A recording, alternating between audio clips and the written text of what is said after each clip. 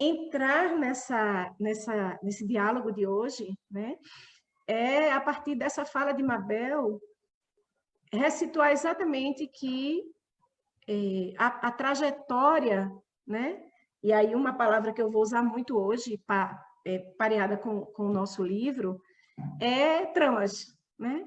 Então, diante dessas tramas, né, que essas trajetórias nos traz, é assim mesmo que eu gosto de ser chamada, de professora, né? Me enfronhando na vida com Freire, claro que a gente, né, tem momentos da escritura dele que ele fala educadores e educandos, né? Mas chega um determinado momento, como no livro Professora Cíntia Não, em que ele traz a discussão de que, olha, chegou um momento em que a luta travada era com a questão da negação da profissionalização. Então, ele vem com o termo professores e professoras. Então, até a própria dança, né, da vida desse grande pensador brasileiro, que inspira mundo afora muita gente, e que arrasta consigo muito do que escreve a partir de lugares como a África, né?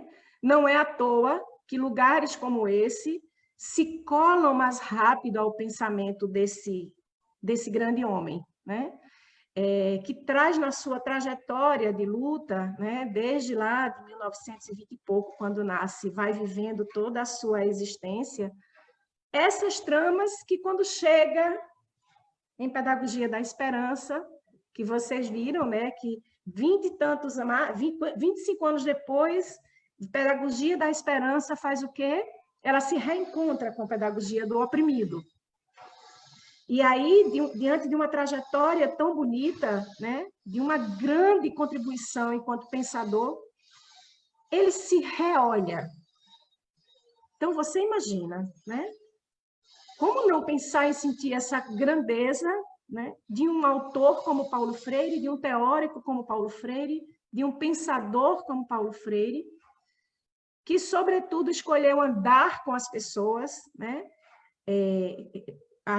Os escritos dele, né, são muito marcados por cartas, né? Num dia desse, conversando sobre algumas coisas, a gente acabou, junto com a Mabel e outra amiga nossa, de tanto curiar essas questões, a gente acabou descobrindo um autor, que agora me foge o nome, mas depois eu posso passar para as meninas e elas compartilham, que na tese que ele fez, se Mabel lembrar, ela pode colocar aí no chat, na tese que esse professor fez, ele acabou fazendo um estudo sobre Freire, pegou um estudo sobre, nas obras dele, como ele trabalha muito com cartas, na tese dele, ele constrói a pedagogia da correspondência. Então, já dá para a gente perceber que ele sai inspirando quem escreve sobre ele ou quem escreve com ele, né? Mesmo que ele já tenha sido colhido por Deus desde 1900 acho que foi 1900 e eu estou aqui olhando, 1997. Né? Então, os seus largos mais de 70 anos foram dedicados exatamente ao que ele chama da gentude. Né? E aí, veja, o que vocês me provocam hoje é vir aqui fazer aquilo que a gente aprende muito bem com ele. É dialogar. Né? Diálogo como princípio fundante que gera liberdade, socialização e construção.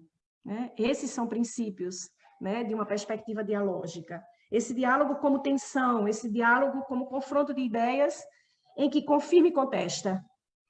Né? O Paulo Freire, ele não tinha nenhuma intenção de que o outro fosse capturado pelo pensamento dele. Né? Inclusive, quando ele convive com outras culturas e ele sofre o embate de outras culturas, ele volta se colocando como um grande aprendiz. E é nessa perspectiva que eu gostaria de bailar com vocês a dança desta tarde. Né? Eu vou aprender muito à medida que eu conversar sobre o que eu acabo construindo também nas minhas aprendizagens. E quando Mabel diz do meu lugar, né, esse lugar de mulher negra, que venho de uma família muito simples e que lutou muito para se afirmar. E uma das coisas que eu costumo dizer, quando dizem assim, mas você é enorme, você estuda muito, é dizer que eu não quero esquecer de onde eu vim. Eu guardo, mas guardar não é colocar num lugar que você perde de vista, né? Eu guardo porque vem comigo como essa grande malha da minha trajetória, para que eu compreenda que existem muitas pessoas que também têm direito e desejo, sonhos e aspirações de chegar também nesse lugar. E de chegando nesse lugar, pareando com a gente a dança da vida, também compreender que não podem ser hospedeiros de opressores. Quando a gente estuda Freire, e quando a gente se afina a esse pensamento, nós vamos aprendendo, e aí é uma linguagem da Tânia, isso não está nos livros dele, mas a partir de outras leituras também, de estudos com a inclusão, nós precisamos superar pensamentos limitantes, deixarmos de ser hospedeiros e sermos alberguistas. Precisamos viver mais movimentos de metamorfose do que de metástase. E é com essa brincadeira que eu começo a falar de pedagogia da esperança, né? Trazendo só um pequeno exemplo, uma pequena ilustração do que Mabel diz, né? Duas coisas.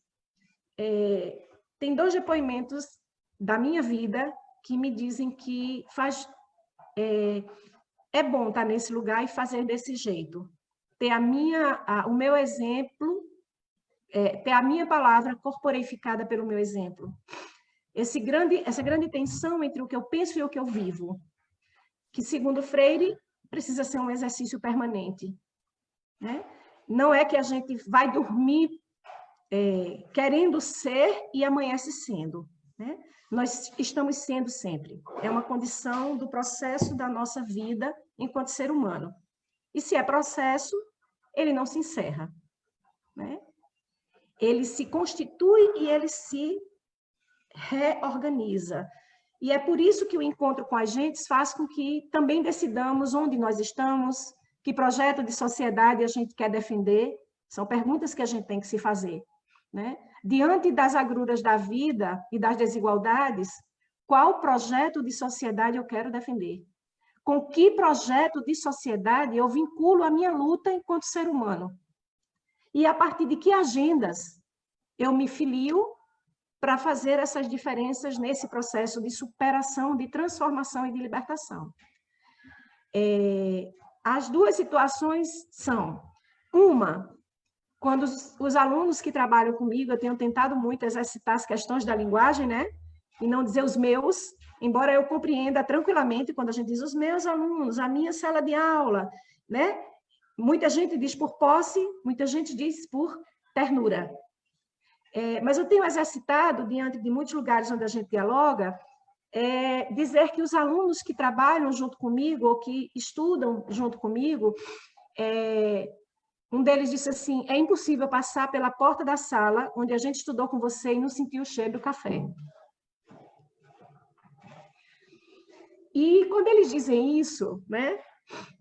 Ou então eles dizem, a outra palavra que eles dizem assim: quando a gente passa na porta da sala, a gente lembra do cheiro do café.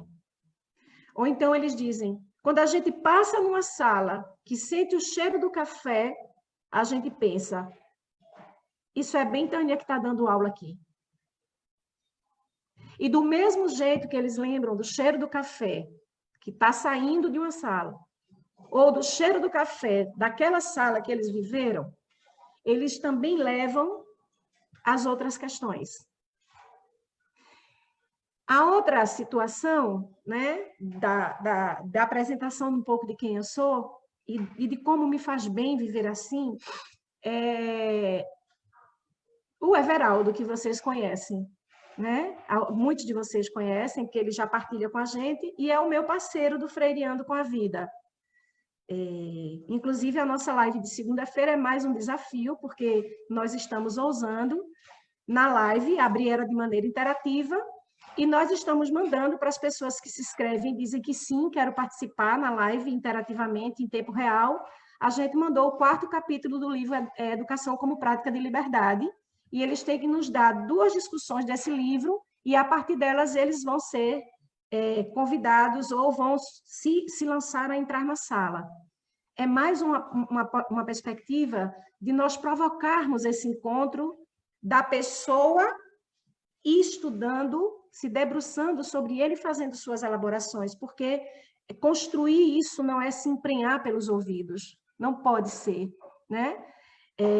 E aí o Everaldo é, para mim, assim como tantos outros, uma grande alegria, porque nós nos encontramos no processo de formação dele, um filho de agricultores, ele já até narrou a história dele, e ele hoje, né, um coordenador de um curso de pedagogia de uma faculdade importante aqui na região, que está fazendo 10 anos esse ano, é um mestre também. E aí olhar a trajetória de Everaldo, né, olhar o percurso formativo dele, e hoje ele ser meu companheiro de jornada, diz que não é sozinho que a gente tece a vida. E aí, entrando no livro, né, num momento como que a gente está vivendo, principalmente no nosso país, mas não só no nosso país, mas no mundo, né, onde muitas teorias têm sido lançadas para nós, muitas concepções têm sido lançadas para nós. Vocês me presentearem com uma tarde, né, para degustar essa tarde com um livro, primeiro com o autor como Freire, né, e outro com o livro Pedagogia da Esperança. Né? Há quem coloque, né, que a ideia da esperança, né, não é lá, né? Ora, a esperança, primeiro que se confunde a esperança conceituada e concebida por Freire, que não é do verbo esperar, né? É do verbo esperançar. Vai fazer toda a diferença do mundo quando a gente for conjugá-lo. Né? E no próprio livro Pedagogia da Esperança, ele vai nos trazer um alerta para que tenhamos muito cuidado para nos processos da vida, né, dessa existência tão entrecortada por durezas, por desigualdades, por inferioridades, por opressão, né? A gente não dá mais potência à desesperança, porque ele coloca no livro, né, que a maioria das pessoas que organizam, né, como apresentar a pedagogia da esperança, passa por 3 momentos, além do momento final do livro. Né? O primeiro momento é quando ele traz uma reflexão, inclusive, a respeito da própria trajetória. O livro inteiro vai trazer muitos depoimentos, muitas, eu vou chamar de narrativas, de momentos que ele viveu, exatamente para referenciar, para ilustrar, para remeter aquilo que é o pensamento dele. Por quê? Porque o tempo inteiro o Freire vai nos mostrar que mesmo fazendo construção de teorias, elas não nascem de outro lugar a não ser da vida. Ele tem uma largura de pensadores que o influenciam, dos mais diversos, e aí eu trago aqui a Hannah Arendt, né? Quando ela diz que nós fazemos parte da comunidade dos seres humanos. E que nesse tempo atual, a gente não pode permitir, temos que usar nossas forças, nossa amorosidade, que é política. A amorosidade é um ato político, de luta pela vida. É preciso que a gente lute para não estabelecer nem naturalizar a banalidade do mal. Me remete a regimes fascistas, misóginos, sexistas, que nos desafiam, inclusive, a nos refazer. Né?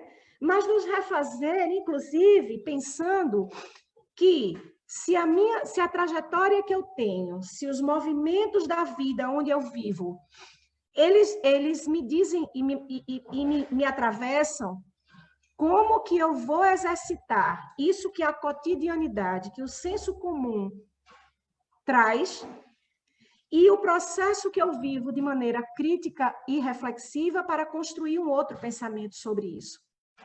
Então, nessa primeira parte do livro, né, quando ele traz as suas experiências, e aí não é à toa, né, que ele vai dizer que o ato de educar é o ato de partilhar experiências para construir saberes, e construir saberes de maneira compartilhada, coletiva, socializante. Então, quando ele traz as experiências para os primeiros momentos do livro, né, ele traz exatamente para nos sinalizar já como ele mesmo se revisita, como ele mesmo se reencontra. E aí ele vai chamar, no livro Pedagogia da Esperança, a gente vai ver, por exemplo, o quanto Educação e Atualidade e Educação como Prática de Liberdade são livros que são importantíssimos para a gente conhecer muito dessa trajetória que chega com Pedagogia do Oprimido, o lugar da pedagogia do oprimido, onde ele foi escrito, né? Numa década em que nós vivíamos momentos muito difíceis do ponto de vista sociopolítico e econômico de um país, porque Pedagogia do Oprimido foi escrito, né, na dança de um movimento muito repressor, né? E quando ele se encontra 25 anos depois com esse livro, em que ele vai dizer que chamar opressor, dialogar a relação opressor-oprimido dentro dos espaços educativos, Moana dizia, a gente trabalha educação em outros ambientes. Né? E aí eu vou me valer de Carlos Rodrigues Brandão, quando ele vai dizer que a educação ela se dá em muitos lugares. Os processos educativos, eles se dão em muitos ambientes. E em Pedagogia da Esperança, Moana, ele vai dizer para a gente, embora Paulo Freire dedique a largura muito grande a uma educação formal e a uma escola, ele não institucionaliza esse lugar a ponto de tirar de dentro dela o cheiro de gente. Ao contrário, ele vai nos provocar a pensar que a escola só é o que é porque as gentes estão dentro dela. E quanto mais essas pessoas chegam à escola para ter um processo de escolarização que foi sistematizado, que foi cientificamente organizado, mas eles precisam ser respeitados com aquilo que ele traz como o que eu chamo de repertório.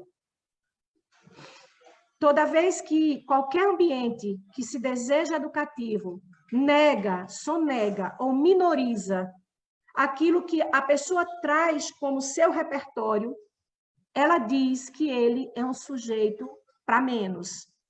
Ele cai na ideia de que o outro é um papel em branco ou uma tábula rasa que eu vou imprimir coisas. E não é isso.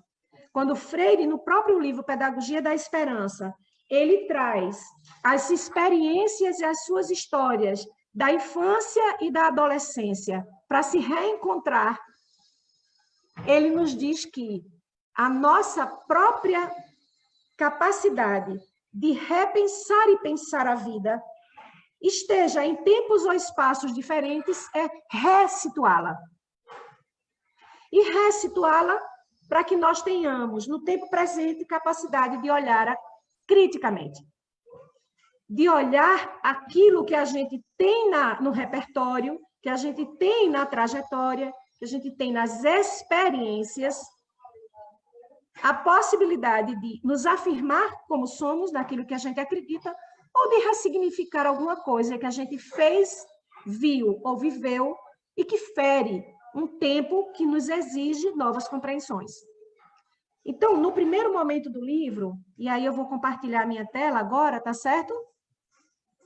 Porque eu queria que vocês vissem comigo algumas imagens em que eu vou brincar com alguns termos. Moana, Moana, Judite, vocês vão me sinalizando, principalmente Judite, que foi quem ficou aqui na brechinha da minha tela, Mabel, Cláudia, Clóvis. Vocês podem me dizer se de repente vocês estão vendo, se está legal. Está perfeito, professora. Então, perfeito. Lá, nesse primeiro momento do livro, né, em que ele traz as experiências e que nós podemos chamar das tramas da vida, né, ele vai nos dizer que existem nessas tramas, né? Esse momento em que a gente mergulha nelas e a gente vê essa capacidade de como a gente entrelaça nossos tempos, espaços e existência, e que mesmo que eu ande, né, mesmo que eu siga, eu não vou olhar para o passado de forma saudosista, que é o que ele vai fazer na terceira parte do livro, quando ele reolha, repensa e revive elementos de pedagogia do oprimido, que é o tempo inteiro que ele vai fazer com a pedagogia da esperança, né? Então, quando ele reolha, quando ele vai olhar mergulhado nessas tramas, ele vai trazendo para essa nova reflexão outros movimentos, outras cores, e ele sai do olhar penetrante ele dança entre o olhar penetrante das tramas para percebê-las onde elas estão, os níveis de esgarçadura que elas têm e o que desafia ele a retecê-las.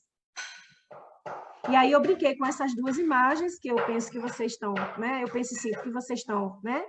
Olhando para elas e vendo que ela é extremamente mergulhada a ponto de nós percebermos os fios que estão ali em tessitura. E a minha provocação de trazer a segunda é que ela vem com cores, ela vem com movimento e ela vem com atravessamento. Por quê? Porque nós precisamos aprender a enxergar através das tramas. Eu tenho uma parede diante de mim, eu tenho uma situação que me encapsula. Eu tenho um muro diante de mim. Se eu ficar olhando o muro, eu nunca vou enxergar o que tem do outro lado. Eu preciso ver através do muro. Então, eu preciso aprender a compreender e a viver aquilo que está para além das tramas. Mas eu só vou perceber esse hoje me olhando, me percebendo. E aí ele faz uma coisa belíssima no no segundo momento do livro, né?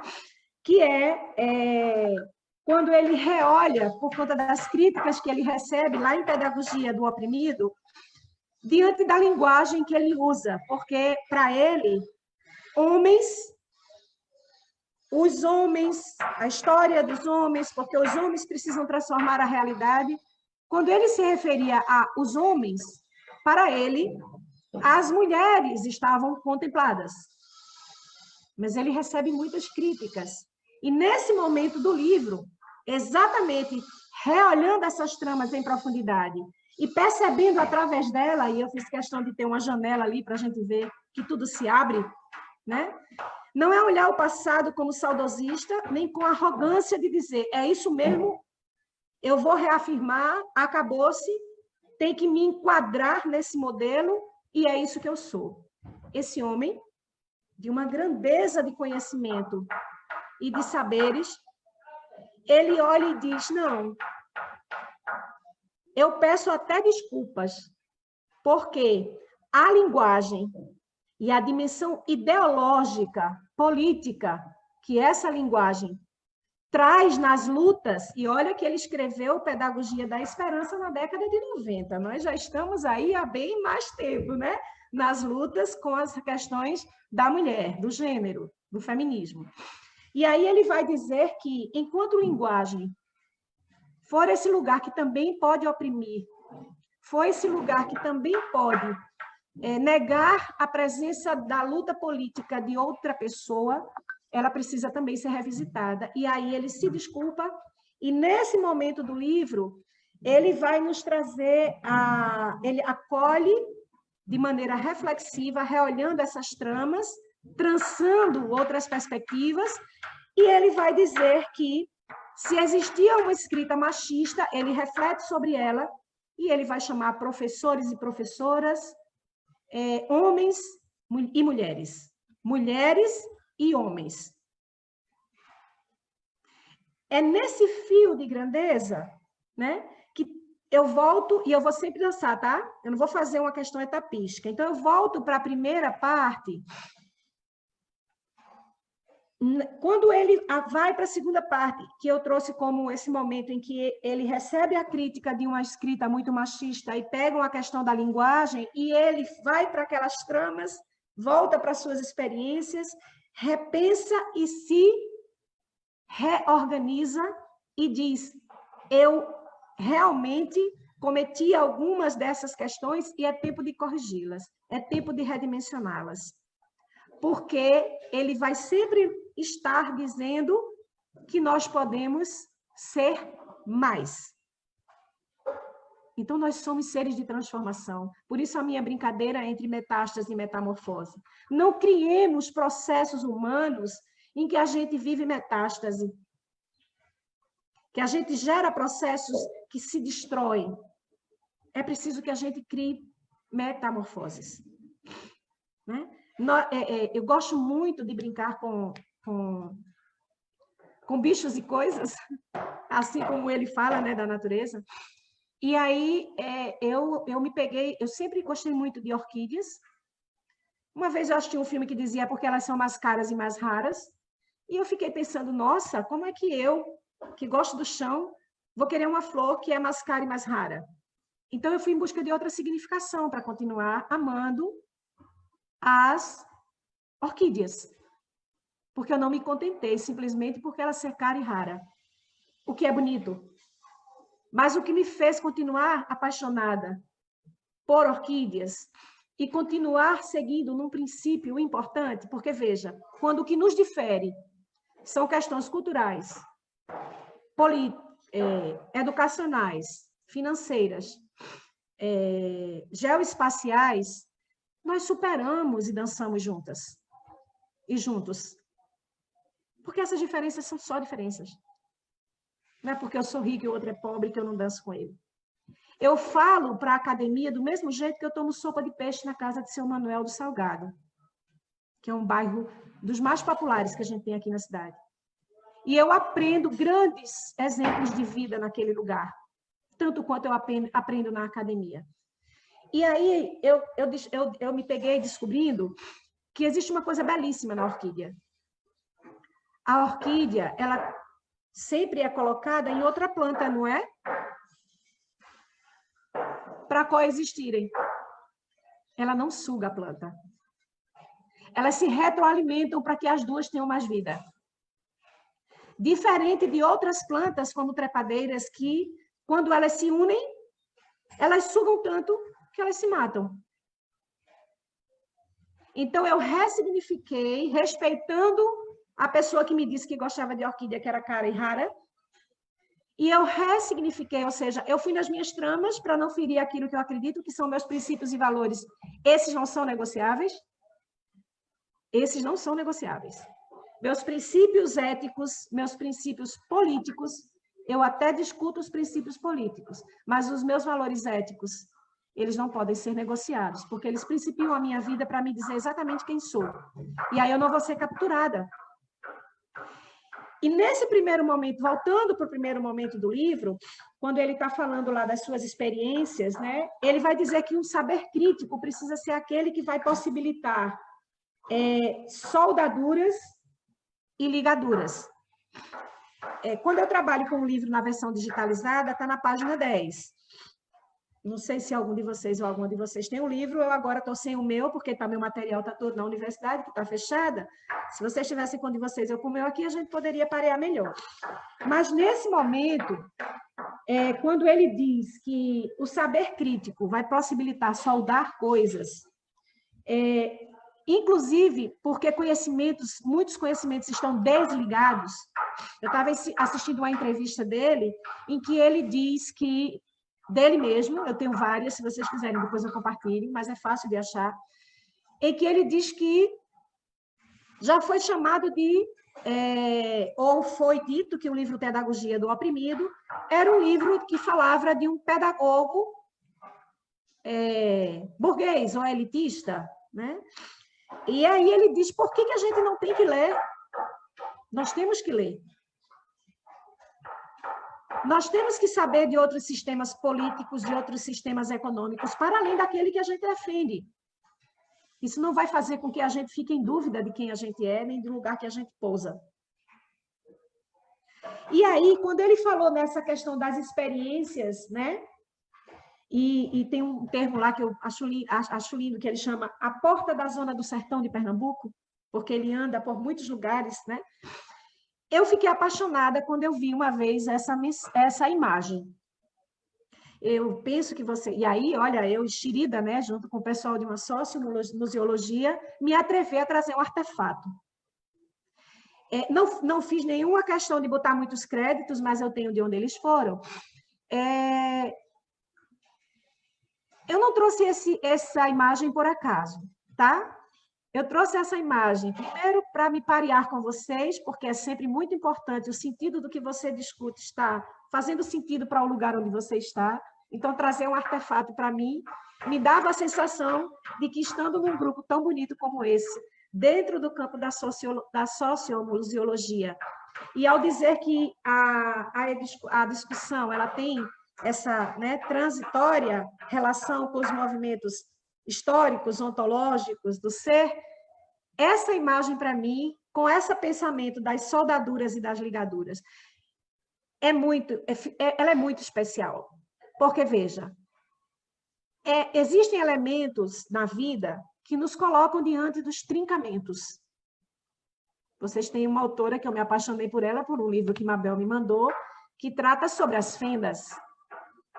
Lá nas fendas, né, seriam brechas fecundas onde coisas podem germinar. Aqui, quando eu remeto à discussão que o livro traz sobre soldaduras, para que a gente entenda que soldar esses conhecimentos que estão desligados, que estão desconectados entre quem está no chão da alfabetização é um adulto agricultor e eu quero que ele aprenda numa perspectiva infantilizante. Que eu apresento, eu levo uma pessoa para um museu, se vocês me permitem a brincadeira, que façam as reflexões junto comigo para eu poder aprender mais.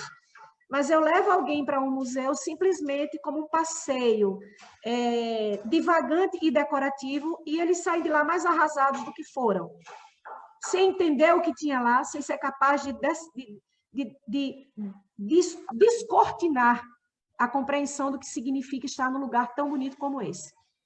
Então, quando ele fala de soldar os conhecimentos desligados, no primeiro momento do livro, me veio muito a ideia dessa peça.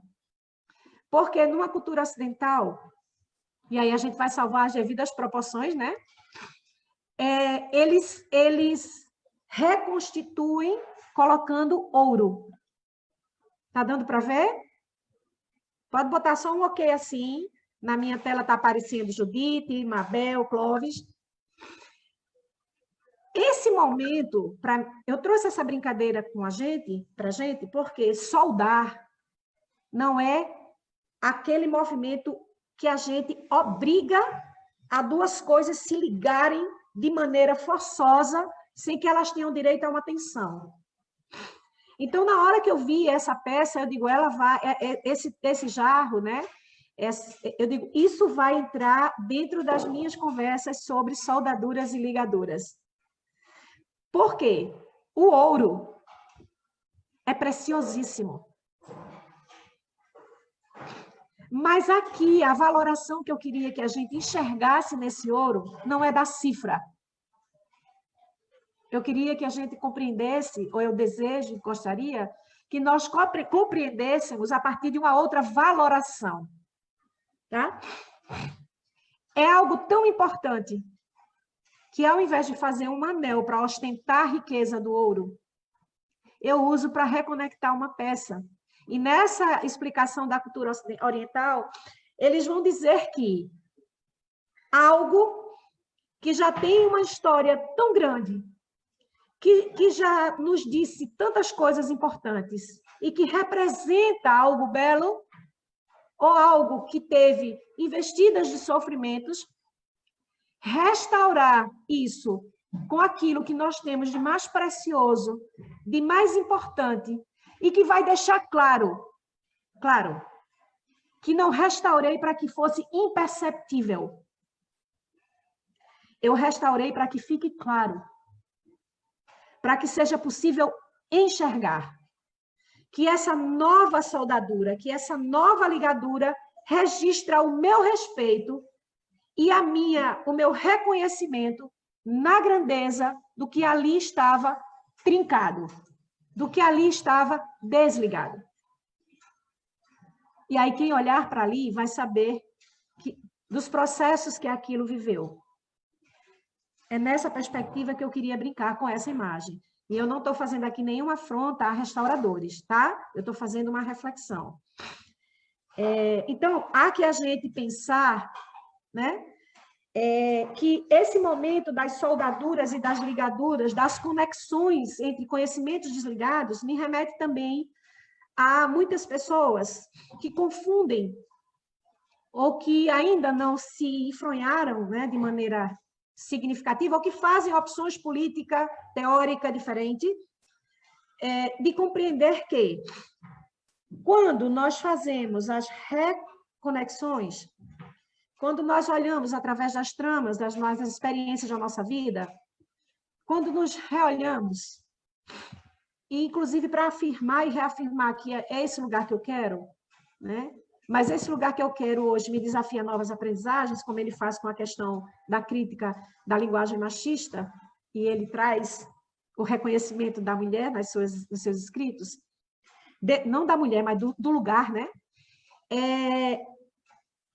Ele traz também, me remete muito à ideia do mosaico. Eu sou uma apaixonada, me dê licença, eu sou uma apaixonada por coxa de retalho. Mas quando eu comecei a ler mais coisas, né, mais reflexões do Freire, e quanto mais eu me desafio a pensar a pedagogia da esperança, né, no momento em que a gente precisa entender que a esperança é lutar contra a desesperança, eu já escutei muita gente dizer que tem gente que morreu para ser oprimido, porque quando você dá qualquer oportunidade, pronto, essa pessoa está perdida. Eu digo, gente, quero brincar disso não, para que eu quero descer, né? Não, olha, que as pessoas podem, a gente sabe, mas qual é o movimento que eu faço, né? E aí ele vai dizer no livro que pode ser um equívoco a gente atribuir um excesso muito grande, um peso muito grande à esperança, a ponto de dar a ela o poder que suprime. Um poder arrogante e não um poder transformador. Por quê? Porque nós podemos fazer enquadramentos. E olha, o tempo inteiro eu penso e sinto que vocês estão escutando a minha linguagem, né? Eu digo a gente, podemos, somos, porque eu não vou usar como outro, eu estou mergulhada nesse me refazer, como é que eu posso dizer? Porque as pessoas, porque os outros, tá? Então, eu estou implicada nisso. Em alguns momentos eu vou dizer eles e elas. Outros momentos eu vou dizer a gente. Tanto a gente, por sermos nós, quanto por trazer a categoria gente que está nele, né? Então, ele vai colocar para a gente, né, o cuidado de nós percebermos que a esperança, eu olho de vez em quando eu olho para cá para ver meu roteiro e meninos vão aí me regulando no tempo para a gente ter um momento para conversar, que é a parte melhor. Estou já encerrando. E aí, ele vai dizer que quando a esperança precisa dessa compreensão, é exatamente a capacidade que nós precisamos ter de abertura, de reconhecimento, de compreender o lugar do outro como legítimo, o outro do outro como a legítima outra, e que estar nesse movimento de aprender e reaprender é também respeitar o lugar daquele que não quer vir e buscar outro par.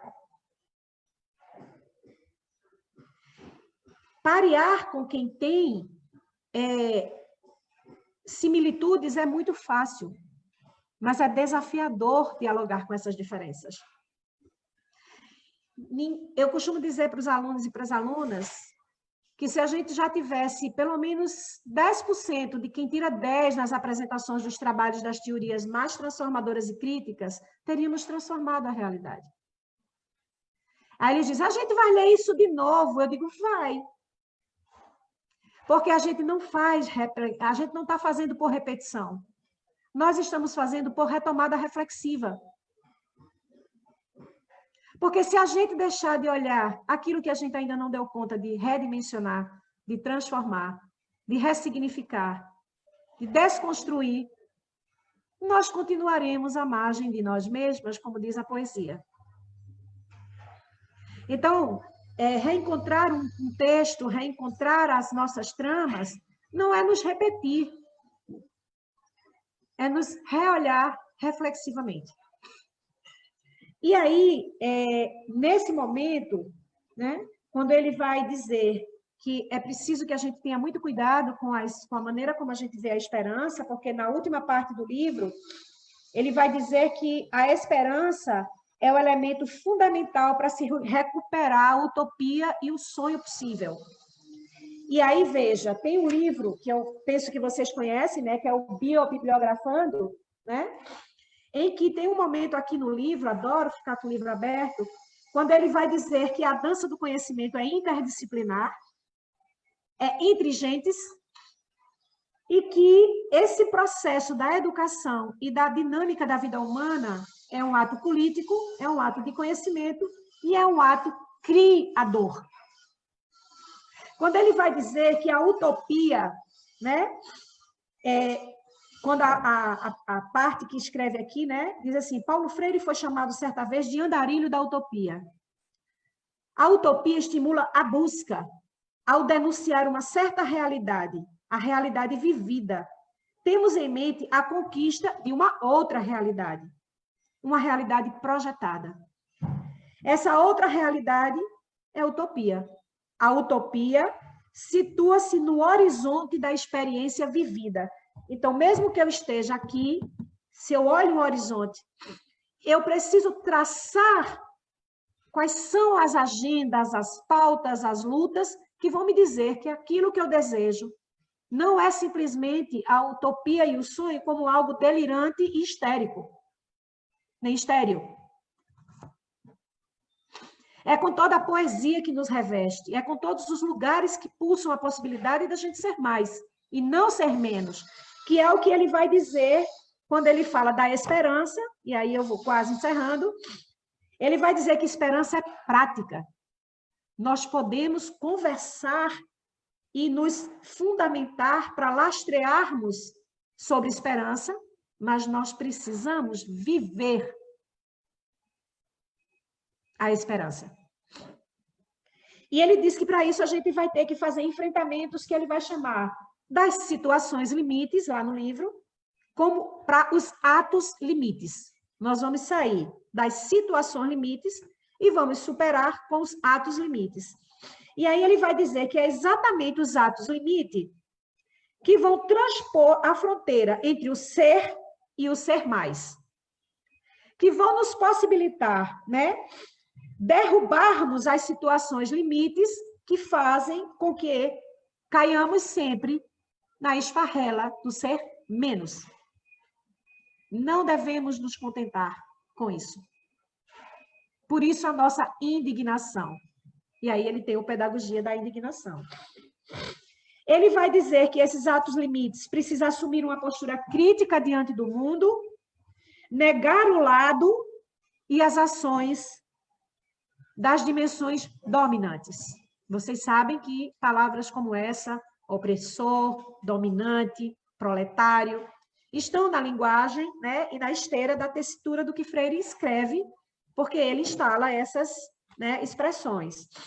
E aí ele vai dizer que nessa dança, né, da superação das situações limite para os atos limites, nós vamos descobrir o inédito viável. Adoro quando ele diz isso. O inédito viável. Então, parece que é algo que chega, mas que nós não abandonaremos. Que dependendo de como isso chega, se for algo extremamente relevante, que já está consolidando nossas lutas por libertação, por transformação, por redimensionamento e superação das desigualdades, a gente fortalece. Se são questões que ainda nos arrastam para a esparrela do ser menos, a gente os enfrenta. Mas eu gosto muito desses enfrentamentos, quando eu falo da amorosidade, que não é frouxura, da liberdade, que não é licenciosidade, que ele vai dizer que são atos políticos. São maneiras que Tânia, Mabel, Judite, Clóvis, Moana, Carlos vão encontrar no seu jeito de ser no mundo, mesmo que a gente se conecte com as nossas compreensões partilhadas. E aí, para encerrar, eu volto para o mosaico. Por que eu saí da coxa de retalho para o mosaico? Porque, nesse momento, o mosaico vai falar muito mais para mim. Quando eu fui analisando o mosaico, e os corações não estão ali à toa, tá? É brincadeira para todas as imagens terem sentido na nossa conversação. Os mosaicos, eu não sei se aparece quando eu aponto, uma coxa de retalhos é uma das coisas mais belas que eu conheço. Mas por que o mosaico cabe mais para mim na brincadeira dessas elaborações? Porque existe uma composição do mosaico que não força, que não alinhava, que não é somente compor formas. Existe o entre-lugar. Então, entre a parte de Tânia, a parte de Mabel e a parte de Judite, que comporia esse coração, tem nossos entremeios. Esse entre-lugar são exatamente as possibilidades de conexões que respeitam cada um desses processos que compõem a vida. Porque a soldadura e a ligadura, elas não vão obrigar, elas vão construir com. Por isso que são processos solitários e solidários. Por isso que são elementos de identificação. Como eu estou trabalhando, né, com essa brincadeira aí, né, eu queria encerrar com uma música. Em Angicos, uma pequena cidade no sertão do Rio Grande do Norte, à beira da antiga estrada de ferro, começaram uma revolução. A Revolução de Angicos foi iniciada para acabar com o analfabetismo, o problema básico do Estado.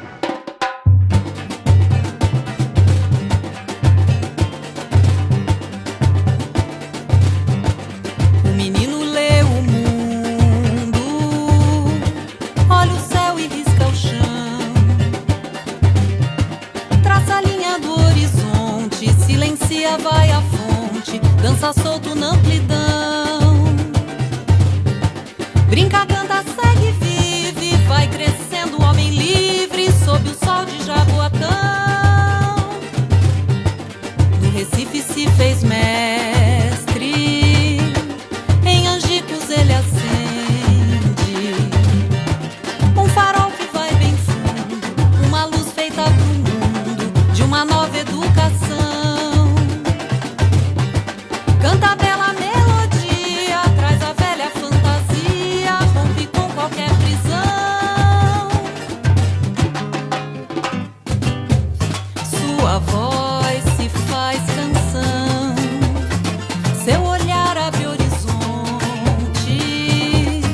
guarda a força da semente, vive o mestre em quem aprende, esperançar por esse chão. Vamos reaprender o Brasil, esperançar por esse chão. Vamos reencantar a nação, esperançar por esse chão. Vamos cantar a vida de novo. Paulo Freire morre não. Vamos reaprender o Brasil, esperançar por esse chão. Vamos reencantar a nação, esperançar por esse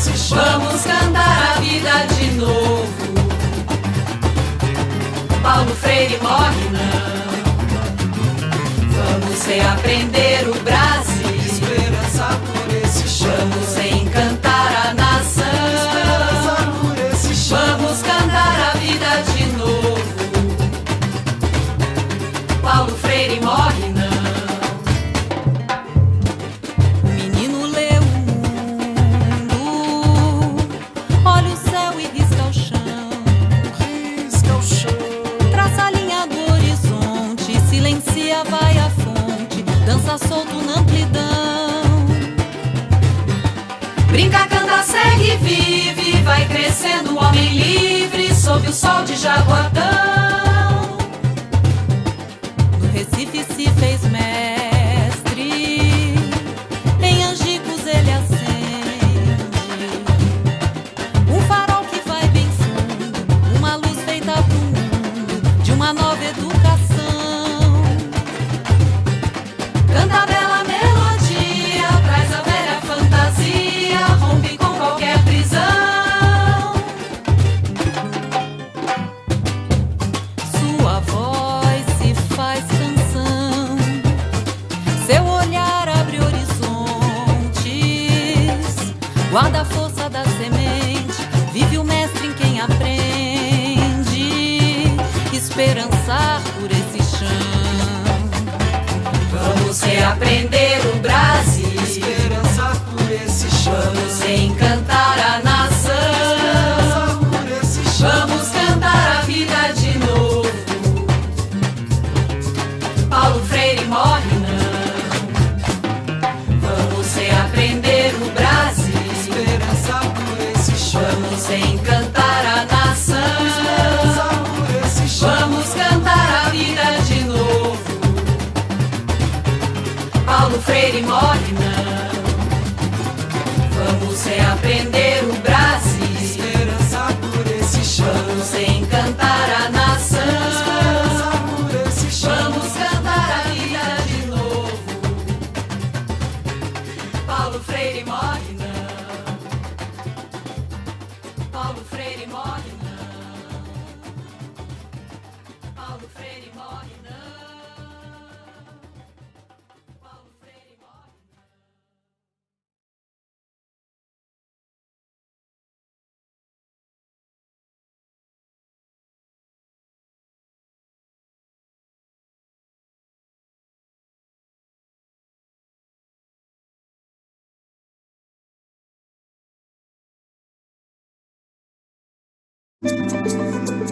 não.